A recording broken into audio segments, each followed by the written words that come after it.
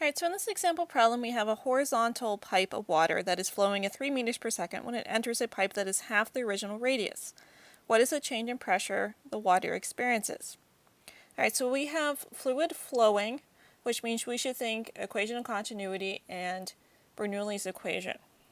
So the first thing I've done is write down the equation of continuity, because that does allow us to determine what the new velocity of the water flow is. So we know our initial velocity is 3 meters per second, and we know that R2 is half of R1.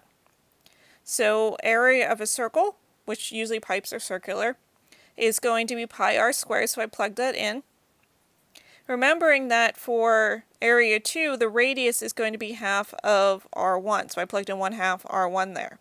This allows me then I can cancel out on both sides of the pi's. I can cancel out the r squared, so I'm left with 1/4, because 1/2 squared is 1/4 of v2 equals the original 3 meters per second. So our new velocity is 12 meters per second.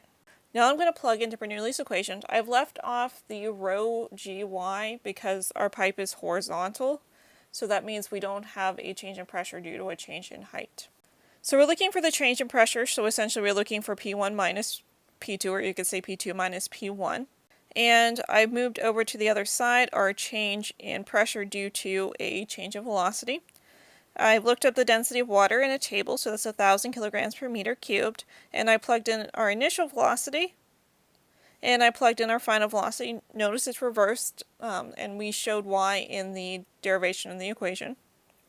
And so we get that the change in pressure is going to be a negative 6.75 × 10⁴ pascals, and we expect the pressure to decrease because the velocity is increasing.